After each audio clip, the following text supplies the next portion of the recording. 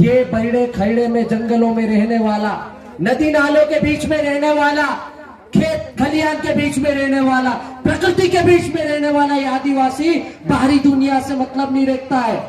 ये सिर्फ समाज के बीच में रहना पसंद करता है। यहीं पे धरती को पूछता है, यहीं के पहाड़ों को पूछता है, यहीं की प्रकृति को पूछता है, यही जल जंगल जमीन को पूछता है, जिसको आप पर्यावरण बोलते हो और जिसको आप बचाने की बात करते हो। एक तरफ से सरकारें कहती है कि देश में बाघ की संख्या कम हो रही है, उसको बचाओ, शेरों को बचाओ, जंगली जानवरों को बचाओ, पर्यावरण को बचाओ, जमीन को बचाओ, जंगलों को बचाओ, पानी को बचाओ, ये सब सरकारें बोलती है। लेकिन इन सबको बचाने वाला जो आदिवासी है उसको बचाने की बात नहीं करती है। क्या कारण है भाई? कौन सी वजह है? आदिवासियों के नाम पर आपको इतनी नफरत क्यों है? जैसे घर में सबका डाला रहता है, जैसे हम गजानन दादा की बात सुनते हैं, विक्रम दादा ने भी बता दिया है कि सभी देशों की एक पंचायत होती है जिसका बाप है यूएनओ। मतलब घर में जिस तरह से हमारा बाप होता है जिसकी बात सुननी पड़ती है, वैसे सब देशों का बाप है यूएनओ। जब तुम्हारा बाप बोल रहा है कि आदिवासी इस देश का मालिक है, उसकी संस्कृति, सभ्यता, परंपरा, उसके संवैधानिक हक अधिकार को बचाने के लिए आपको 9 अगस्त दिया जाता है और 9 अगस्त को आपको मनाना है, तो क्या कारण है कि आप हमारे आदिवासियों के खिलाफ षड्यंत्र कर रहे हो? एक पगला आदमी बोलता है, कोई बोलता है कि ये वनवासी दिवस मना रहे, कुछ जनजाति दिवस मना रहे, और हमारे लोग आदिवासियों में खुश हैं। हम आदिवासी कहलाना पसंद करते हैं और हमारे दुश्मन कितने शातिर है, कितना षड्यंत्रकारी आप सोच नहीं सकते हो। जहां से हम सोचना नहीं चालू करते हैं, हम बहुत भोले भाले लोग हैं। हमारा ढाला माणसे हिंटाल भी खरगोन में जाता हશે तो एकदम થી કુદમનું પૈડી પર ની છોડે, વાણિયા ચાબી જાય તે વાણિયા ઓગો આવો કે નહીં આવો, વાણી કોઈ તે હિંગા में ઓગો જાય પછુતા હોય તો હયાન બસરોજી આદો દાડ હોઈ જાય, આખો દાડ હોઈ જાય, બાકુન હાબરો અજમી પૈડી પર ની છોડે, પૈસા લેને જાય સાહુકારન ચાતી भी साहूकार आखी 20 थैला उठवाड़ा, ए पला थैला दुई को था मेक दे, हाउ साहेब पला 2 थैला मेक दे दू। एक काम कर यार, पर ट्रैक्टर खाली करना है यार, और तेरे तो से कितना पैसे चाहे? 5,000, 5 नहीं 500 रुपया आप 20 लाख।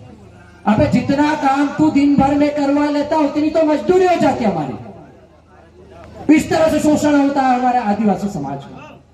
हमारा आदमी इतना सरल, सहज, इतना सामाजिक है कि एकदम से खुल के किसी के सामने नहीं जाता, इतना सीधा आदिवासी समाज है।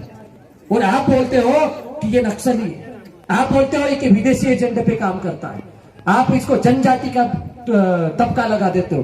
चलो हम मान लेते संवैधानिक शब्द है, जनजाति शब्द में हम खुश हैं, लेकिन वनवासी क्या है भाई? जंगलों में तो जंगली जानवर भी रहते हैं। क्या आप जंगली जानवर हो? हम जंगली जानवर नहीं है। इस देश का सुप्रीम कोर्ट बोलता है 5 जनवरी 2011 का, आप मार्केंडी काटजू का जजमेंट देखो, इस देश का सुप्रीम कोर्ट बोलता है, बोले कि इस देश का मालिक आदिवासी है। भारत इमिग्रेशन राष्ट्र है, लेकिन इस देश के नेता नहीं बोलते, इस देश की सरकारें नहीं बोलती। सभी लोग बोलना चाह रहे हैं, हमारे नेता लोग भी बोलना चाह रहे हैं, लेकिन उतने जो हमारे दुश्मन है वो इतना शातिर है कि हमारा भाई जो हमारे साथ खड़ा है, हमारी मां से जना हुआ है, मेरा सगा भाई भी होगा, तो उसको वो उसके साथ ले लेता है और दुश्मनों की सेना का सेनापति बना के उसको सामने खड़ा कर देता है। आज जनजाति का फलाना बना दिया, वनवासी का फलाना बना दिया, और वो बंदूक लेके हमारे सामने खड़ा है और हम तीर कमान लेके भी कुछ नहीं कर पा रहे हैं। क्या कारण है? यही सवाल हम आपके बीच में रखने के लिए आए। आज आपके एक मैसेज से हम लोग 200-250 किलोमीटर दूर चले आते हैं। अभी दादा बता रहे थे कि मैं पटवारी की नौकरी करता हूं, मैं नौकरी करता भी हूं, सस्पेंड भी हो गया हूं ऐसे ही काम के लिए। तो ये तो ठीक है, छोटी मोटी चीजें हैं, लेकिन गजानन दादा ने यदि पटवारीगिरी को छोड़ दिया, नाकेदारी को छोड़ दिया, मास्टरशिप को छोड़ दिया, तो मुझे ऐसा लगता है कि उनके सामने हमारी कुर्बानी कुछ नहीं है।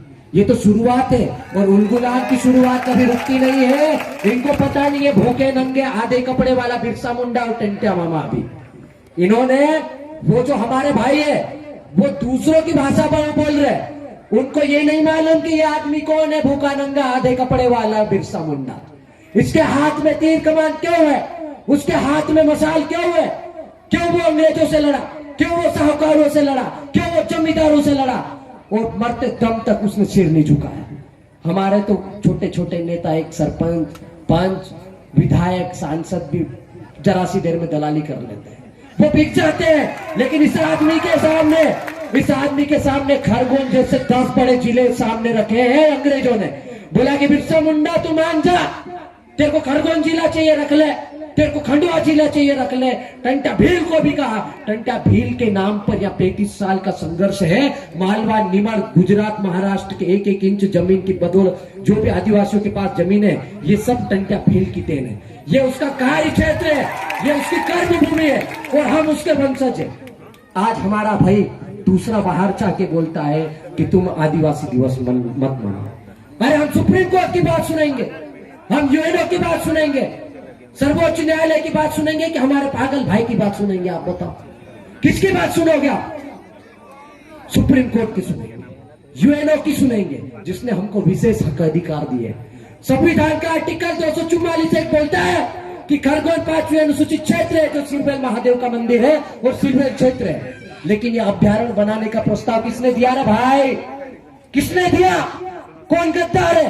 क्या वो सरपंच है, सचिव है, या विधायक है, या सांसद है? नाम उजागर करो, उसको इस देश से बाहर निकालो, क्योंकि सबसे बड़ा देशद्रोही वही आदमी है, हमारा देश का आदमी, इस देश का मूल बीज, इस देश का सबसे बड़ा राष्ट्रभक्त यदि कोई है तो वो आदिवासी है। हमने सब लोगों को बचाया, हमने सब लोगों को बचाया। आपने देखा है खरगोन में कोई बाहरी व्यक्ति नहीं था पहले, बाहर से आए लोग हैं, उनको जमीन हमारे बाप दादाओं ने दी, टंटा भील ने दी, बिरसा मुंडा ने दी, हमारे पुरखों ने दी, डाले लोगों ने दी। उसकी बदौलत आज वहां पर बड़े बड़े कारखाने खड़े। और बाहर का व्यक्ति अब हमको बोलता है कि 244 से खत्म की जाए, 13-3 का एक, जो पंचायत को, रूढ़िगत ग्राम सभा को प्रावर है, जो दादा बोल रहे थे अभी के, न लोकसभा न विधानसभा, सबसे ऊपर ग्राम सभा। तो बढ़वानी के कुछ बेवकूफ लोग बोलते हैं ज्ञापन देके, बोले कि इसको भी खत्म करो, पैसा एक्ट खत्म करो। अबे तुम्हारे बाप ने दिया क्या पैसा है कि तुम्हारा बाप आया था हमारे लड़ने के लिए? हमने तुमको हमारी जमीनों पर बसाया, हमने तुमको हमारे घरों में पना दिए। राणा पुंजा भील का नाम सुना आपने? महाराणा प्रताप की 70% लड़ाई लड़ने वाला राणा पुंजा भील है, आदिवासी था वो। हल्दी घाटी का युद्ध जिताने वाला आदिवासी राणा पुंजा भील था। 70% लड़ाई लड़के जिताने वाला अब राणा पुंजा भील। लेकिन हम महाराणा प्रताप को पढ़ते हैं, राणा पुंजा भील के बारे में कोई नहीं जानता है।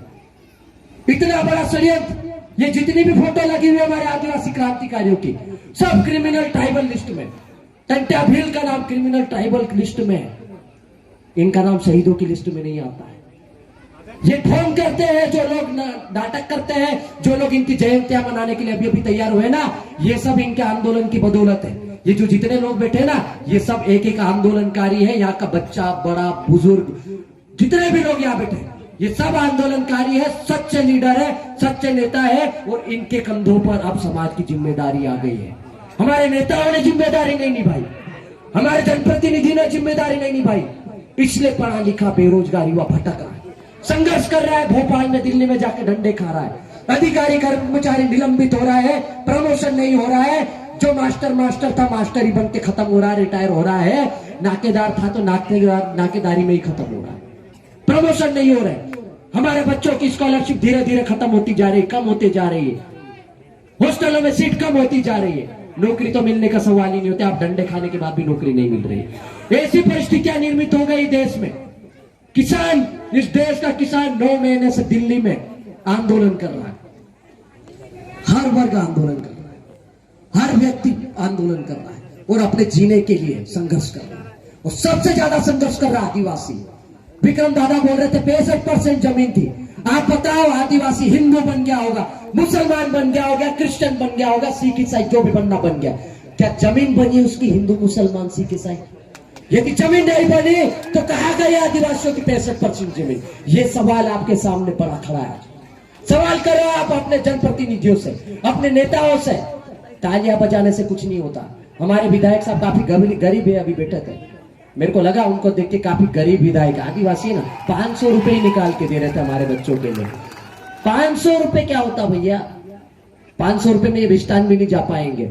आप दूसरे समाज के कार्यक्रम में जाते हो तो 5,000 रुपए देते हो, टेंट का खर्चा देते हो, खाने का खर्चा देते हो, आपको 500 5,000 नहीं, यहाँ पर इस कार्यक्रम के लिए विधायक निधि देने की जरूरत है। 5 लाख नहीं 50 लाख रुपए रखने की जरूरत थी आज आपको यहाँ पर। यदि आप समाज के सबसे बेटा हो तो अभी वापस आओ जहां भी गए हो। हम भी आए 250 किलोमीटर से, हम भी 2 घंटे से बैठे हैं भूखे प्यासे, ये छोटे छोटे बच्चे बैठे हैं भूखे प्यासे, आप कैसे चले गए उठ के यहां से?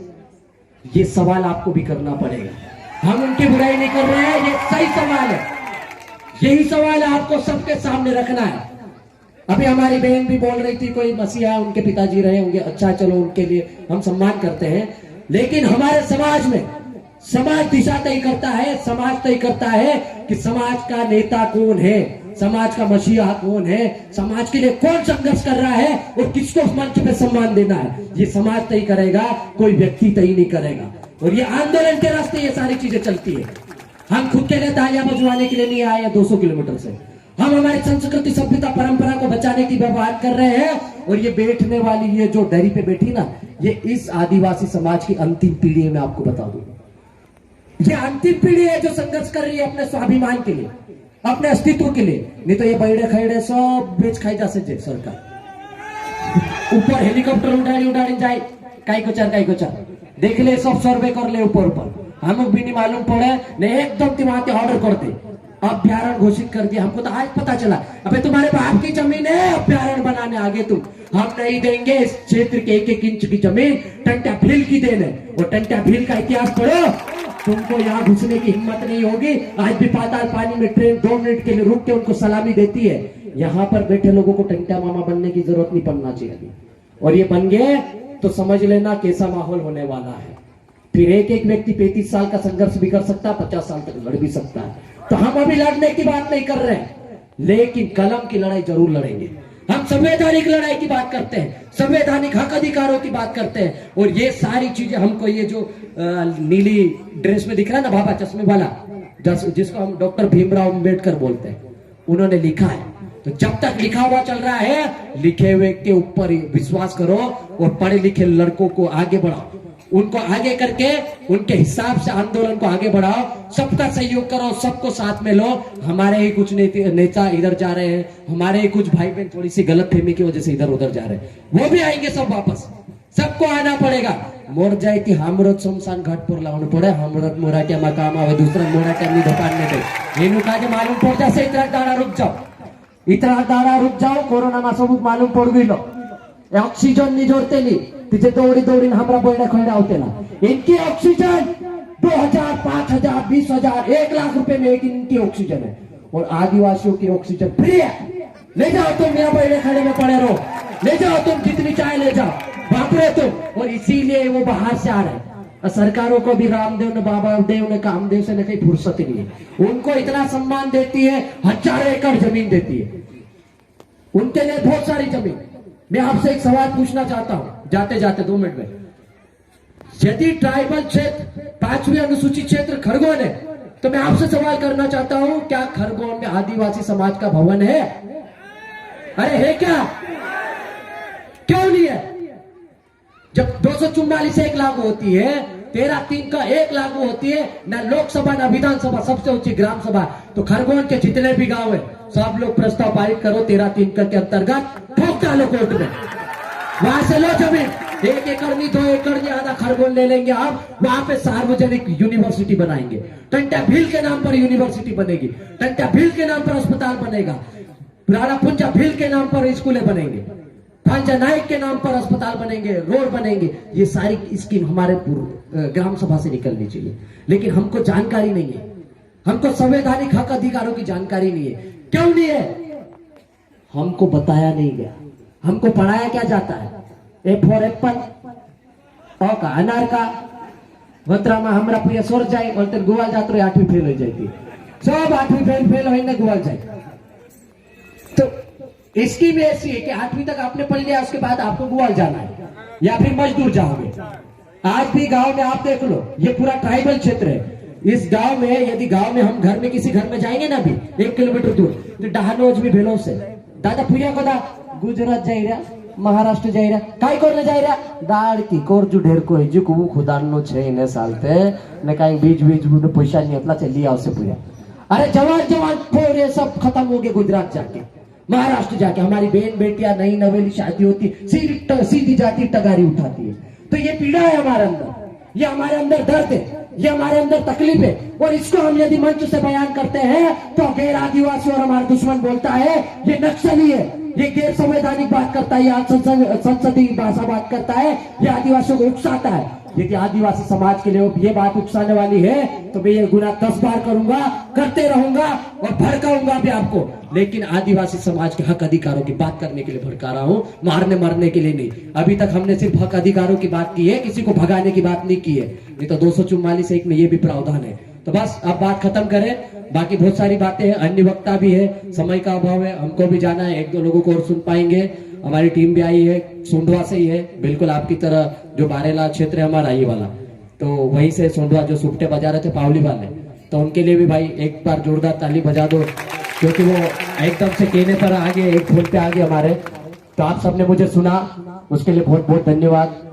जाते जाते नारे लगा दूं, वो ज्यादातर मैं हिंदी में बोला इसलिए आदिवासी में नारा लगाता हूँ, है ना। बिरसू मुंडा कुरिचे, बिरसू मुंडा कुरिचे, पंजाबी कुरिचे, बाबा साहब कुरिचे, टंटी बाबा कुरिचे। बहुत बहुत धन्यवाद। सेवा जोहार। जय हिंद, जय भारत।